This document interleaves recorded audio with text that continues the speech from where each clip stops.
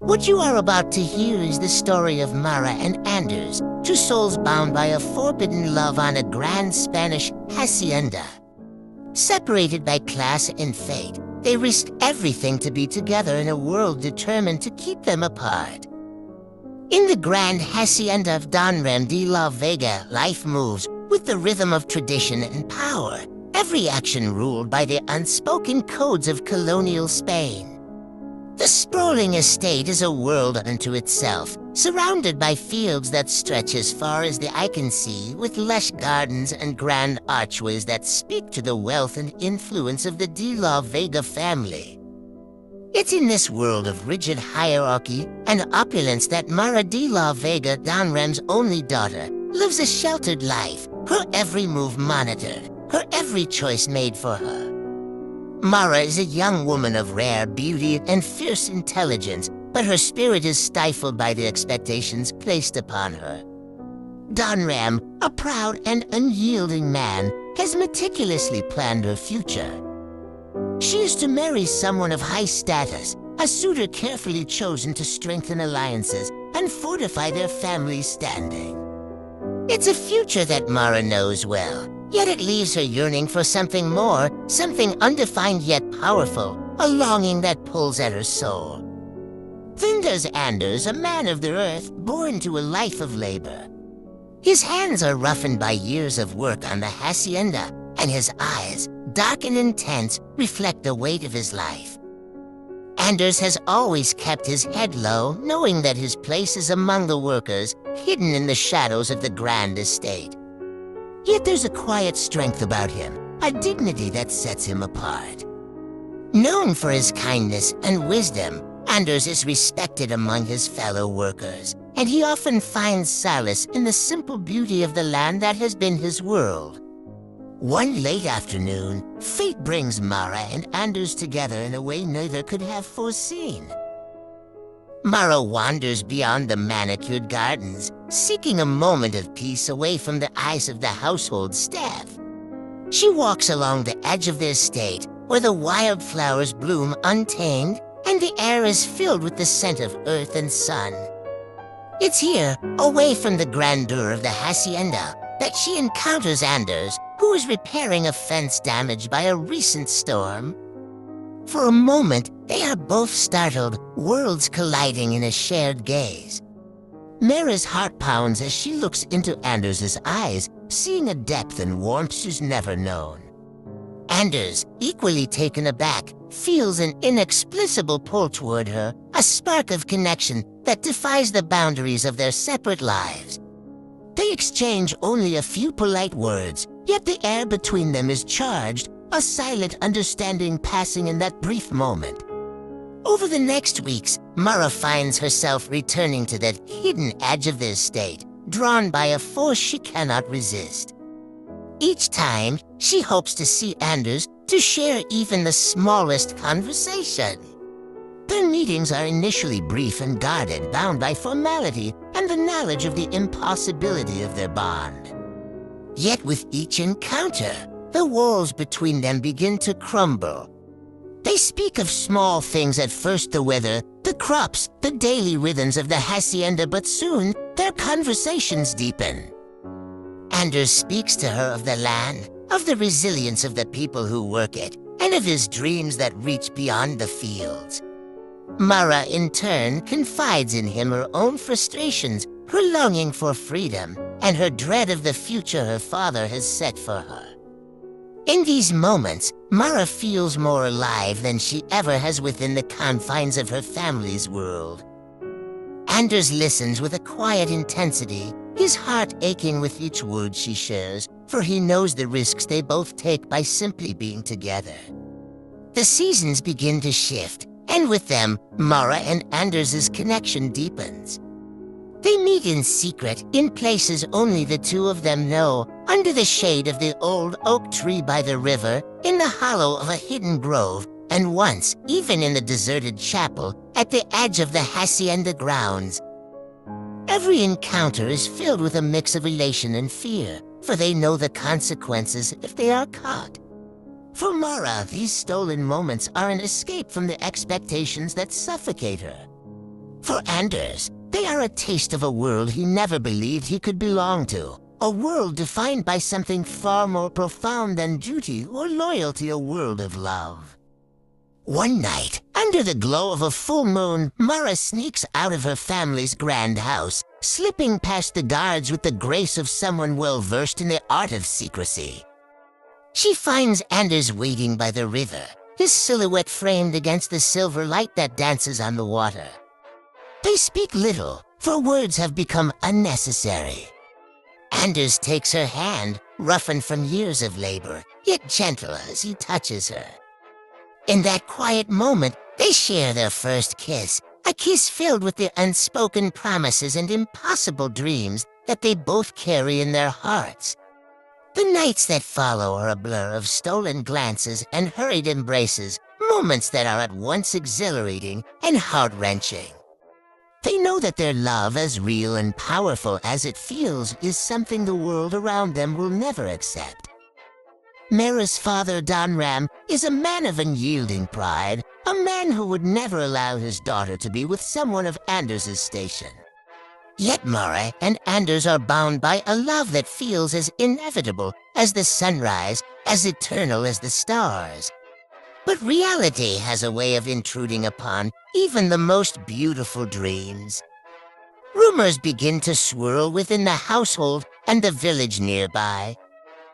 Servants whisper of Mara's late-night disappearances, and Donram, ever watchful and controlling, begins to take notice. The walls of secrecy that Mara and Anders have so carefully built around their love begin to crack, and the weight of the forbidden presses down upon them with an intensity they cannot ignore. One day, Donram informs Mara that he has chosen a suitor for her, a wealthy young man from a prominent family with lands of his own. The arrangement is to be finalized soon, and her father speaks of the match with the kind of cold certainty that leaves no room for dissent. Mara's heart sinks, and her mind races with thoughts of Anders, the man she truly loves, yet knows she cannot have. As Mara stands before her father, her heart breaking, she realizes that the love she shares with Anders is more fragile and precious than she ever imagined. She knows they must cherish every moment, for the world around them is closing in, threatening to tear them apart. With the looming shadow of her arranged marriage hanging over them, Mara and Anders' world begins to feel increasingly claustrophobic. Every secret meeting now bears an added weight. Each whispered word and stolen embrace carry in a new sense of urgency and dread. For Mara, the thought of marrying a man she does not love feels like a life sentence. For Anders, seeing her forced into a role she despises is a slow torment, yet he knows he is powerless to change the world around them.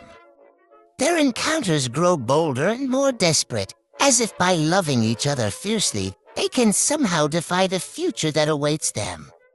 They steal moments in the early dawn, before the hacienda stirs, and meet under the cover of night, hidden in the shadows of the old olive grove.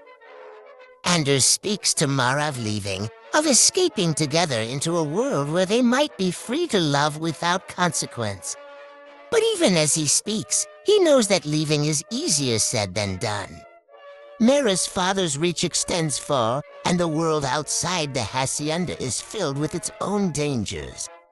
Rumors about their love begin to take on lives of their own. Servants and workers talk of Mara's mysterious absences, her laughter that seems brighter, and her eyes that carry a hidden light whenever she returns from her secret meetings. Donram, ever vigilant, notices the subtle changes in his daughter.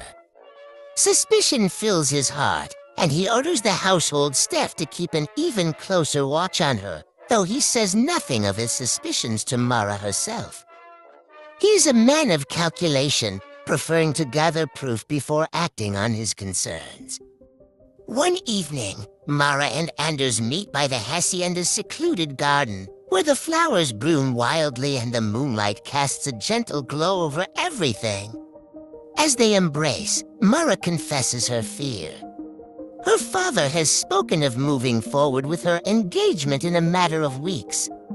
She knows that their time is slipping away, that every kiss, every touch could be their last. Anders listens in silence, his heart heavy with the knowledge of the impossible choice they face. He cannot bear the thought of her with another man, but he also knows that if they are discovered, her father will not hesitate to punish them both. His options feel as limited as the walls around them, and yet he cannot bring himself to let her go. In a moment of fierce determination, Anders suggests a plan. It is risky, dangerous even, but it may be their only chance. He proposes that they leave at dawn, fleeing the estate and crossing into the neighboring region where Donram's influence wanes. They would have no riches, no grand future waiting for them, only each other and the uncertain promise of freedom. Mara's heart pounds as she listens, torn between her love for Anders and the security of her life at the hacienda. She knows that leaving would mean abandoning her family, her past, and the only world she's ever known. But the thought of a life without Anders, married to a man chosen by her father, fills her with an even deeper dread. As the first light of dawn breaks over the horizon, they make their way through the hacienda's grounds, careful to avoid any watchful eyes. But just as they reach the edge of their estate, a shout breaks the silence. They have been seen betrayed by a servant loyal to Donram, who had been following Mara's movements in secret. Guards rush forward, surrounding them. Mara is torn from Anders's grasp, her screams echoing through the morning air. Anders, though strong, knows that resisting will only lead to a fate far worse than separation. He watches helplessly as Mara is dragged back toward the hacienda, her father's men standing between them, an unyielding wall of authority and tradition. Donram, alerted to his daughter's attempted escape, is furious. He confronts Mara, his face a mask of cold anger. The weight of his family's honor and reputation bears down on him, and he cannot allow his only daughter to tarnish the family name with a love affair so far beneath her station. He orders Mara to be confined to her chambers, where she is to stay until her wedding day. As for Anders, he is to be punished, sent away from the hacienda, banished from the only life he's ever known, left with nothing but the memories of a love he dared to grasp.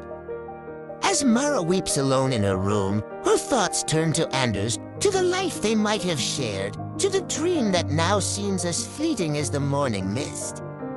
She feels the full weight of her family's expectations, the boundaries that have kept her world small and safe, but also painfully confining. Days pass in agonizing isolation.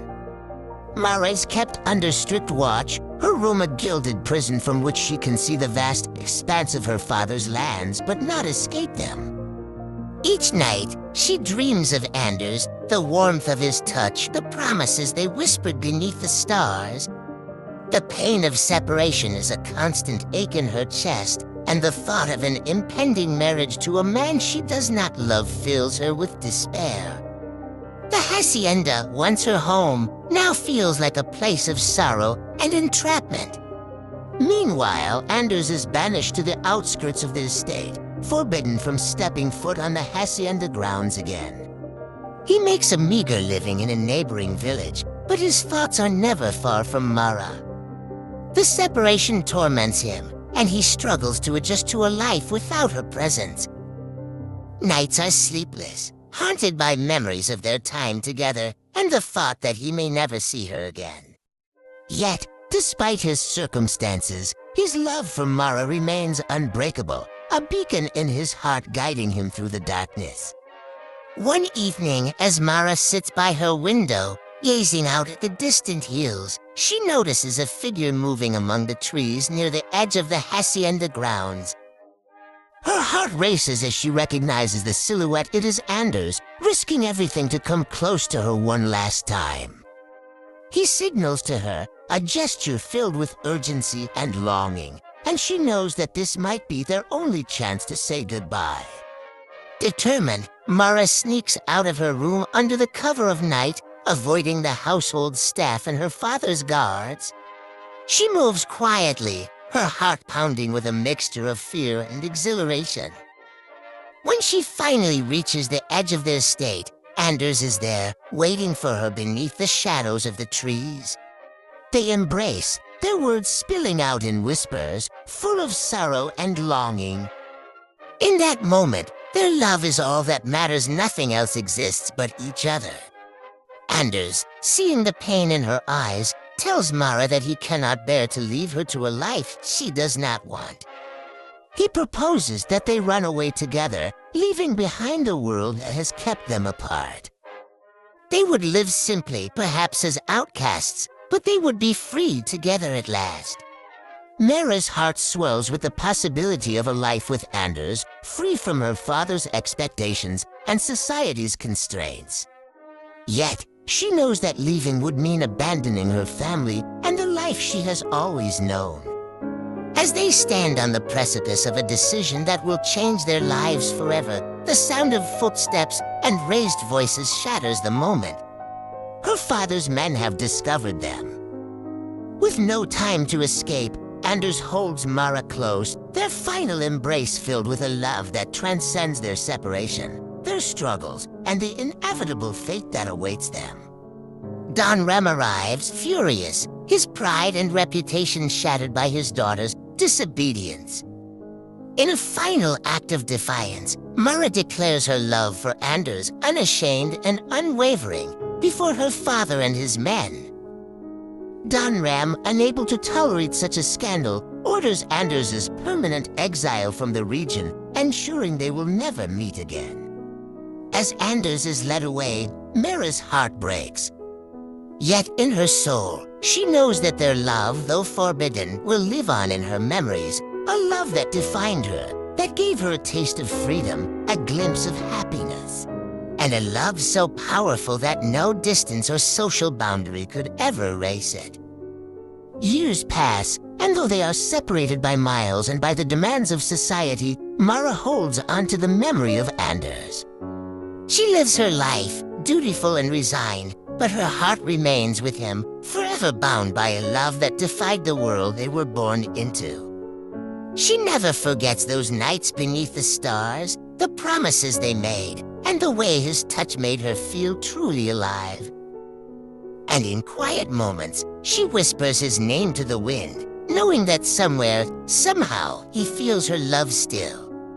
Their story becomes a legend whispered among the workers, a tale of a love so fierce and so pure that it defied the boundaries of class and duty, a love that could not be erased by time or separation. The hacienda, with its grand halls and gardens, is forever haunted by the memory of the landowner's daughter who dared to love, and the man who was willing to risk everything for her. And though they are apart, their love lives on, eternal and unbreakable, a testament to the power of a love that was forbidden, yet could never truly be denied.